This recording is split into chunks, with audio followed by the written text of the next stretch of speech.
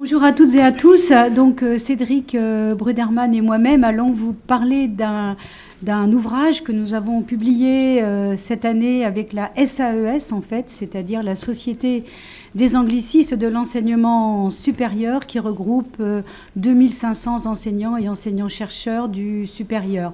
Donc nous représentons l'ennemi, mais en fait pas tout à fait, je voulais vous rassurer, parce que pour nous aussi c'est difficile de considérer que l'anglais est une lingua franca. C'est très difficile de se situer par rapport à cette fonction qu'on lui donne aujourd'hui, alors que la plupart de nos membres, des membres de cette association, sont des enseignants de littérature, de linguistique, de civilisation, de didactique, de traductologie, etc. D'autre part, sur l'anglistique pèsent des contraintes très fortes, institutionnelles, comme les concours, etc. Et aussi une demande sociale, parce que je crois qu'on a beaucoup parlé de politique, mais il faut parler aussi de l'opinion publique. Et donc, nous sommes dans ce contexte-là. Alors, cet ouvrage, vous le voyez ici, vous pouvez le trouver en ligne. Il est très facile à trouver sur le site de la SAES, mais simplement par une recherche. Et donc, il se compose de 4 chapitres. En fait, il s'agit d'un état des lieux que nous avons entrepris, un état des lieux de la formation en études anglophones.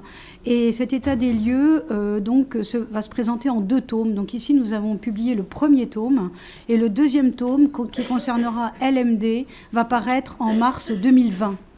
Donc c'est le produit d'un travail collectif effectué par cette commission qui regroupe 13 membres.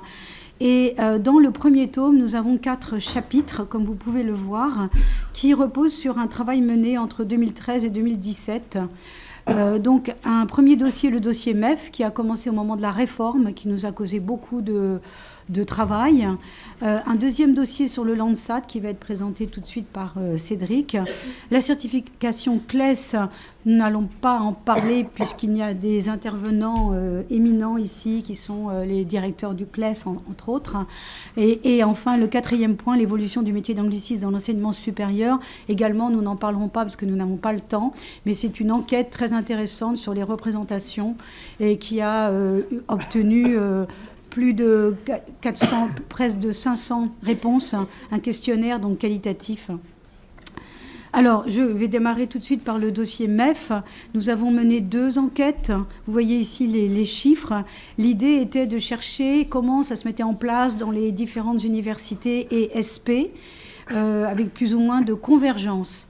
Donc, au départ, la première enquête en 2014 a montré des divergences.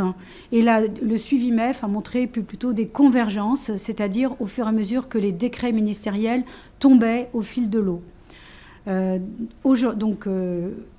Ce travail a donné lieu à des préconisations qui sont en 2 diapositives ici.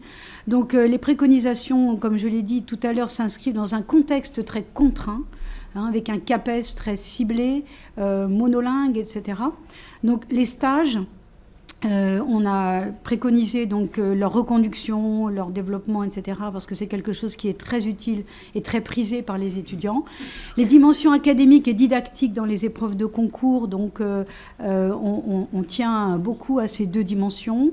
La recherche, pour nous, c'est vraiment très important et on voit qu'elle est en danger actuellement dans les maquettes, dans les nouvelles maquettes MEF. Quand il y a besoin de réduire le nombre d'heures, ce que l'on supprime, c'est la recherche. Et je voudrais faire une petite parenthèse. Pour nous, c'est vraiment la dimension la plus importante parce que c'est précisément celle qui est un des leviers pour faire évoluer la conception monolingue et donc pour faire entrer des travaux sur l'intercompréhension, sur EveLangue, etc.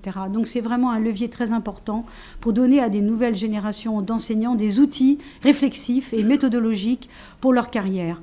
Enfin, donc le 4e point sur cette diapo, ce sont les liens entre les partenaires. On a aussi vu un aspect très positif de la formation qui fait appel à de nombreux types de statuts. Voilà, des enseignants, des praticiens, des formateurs, des universitaires, des enseignants-chercheurs. Donc c'est aussi une pluralité. On parle de plurilinguisme, mais je pense qu'il y a aussi la pluralité des intervenants qui est très importante. Dernière diapositive sur la préconisation pour les MEF, et après je passe la parole à Cédric pour le Lansad. Donc la 4e mention du Master MEF qui a été évoquée tout à l'heure, c'est aussi un levier puissant d'évolution. À mon avis, ce sont les 2 leviers actuellement qu'on peut utiliser. Donc par exemple à l'ESP de Paris, on a mis en place un master de formation de formateurs qui a plusieurs volets, dont un qui est pour les enseignants de langue.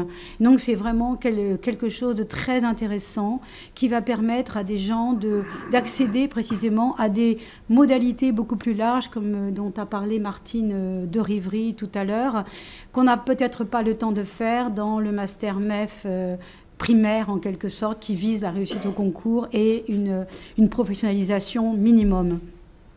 L'après-pro, donc qui se met en place et qui existe maintenant dans pratiquement toutes les universités, que les nouvelles licences permettent aussi de développer. Et enfin, l'allègement de l'année de M2, parce qu'on s'est rendu compte avec les premières maquettes que cette année était un peu trop lourde sur certains points. Je passe la parole tout de suite à Cédric Ruderman de Paris-Sorbonne. Merci. Donc, pour essayer de cerner au mieux les contours du secteur des langues pour spécialistes d'autres disciplines, le secteur Lansad, donc, comme vient de vous le préciser Claire, une enquête a été lancée en 2015. Donc, à l'issue d'un travail préparatoire, 80 responsables issus de structures Lansad ont pu être identifiés et un questionnaire en ligne qui comprenait 56 items a été élaboré. Comme vous le voyez sur la diapositive qui figure derrière moi, le questionnaire se répartissait en 3 axes principaux. Donc le cadre de formation, la politique des langues, les besoins et les perspectives dans le secteur Lansad. Donc on a eu 36 retours, donc 45% des répondants.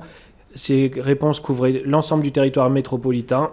Concernant le territoire ultramarin, on n'a eu qu'une seule réponse, à savoir l'Université de La Réunion. Alors quelques éléments de cadrage très rapides issus de cette enquête pour situer les choses, qui ne concernaient pas, comme vous le voyez, que l'anglais.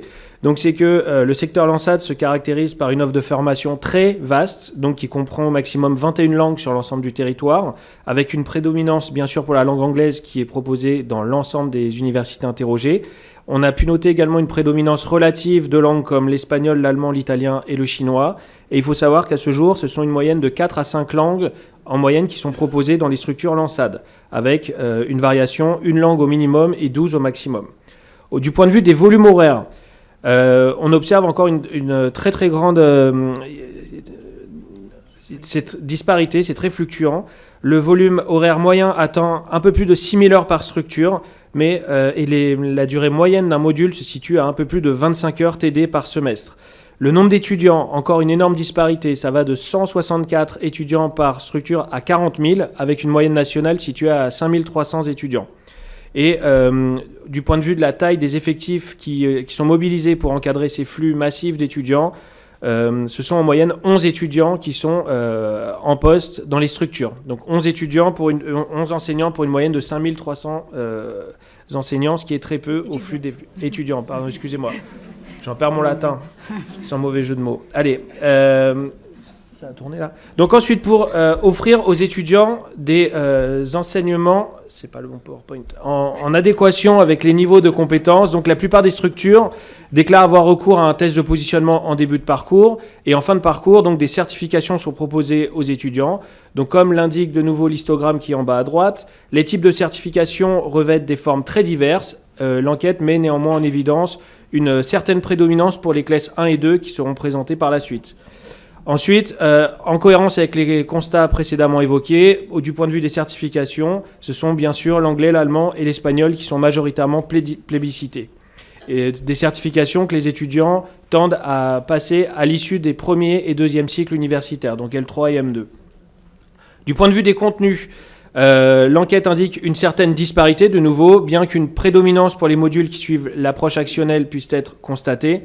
Enfin, du point de vue des personnels, au niveau du balayage, on note la présence de personnel administratif à 80% dans les structures. Donc, il faut savoir qu'il y a 20% des structures actuellement qui sont totalement dépourvues de personnel administratif.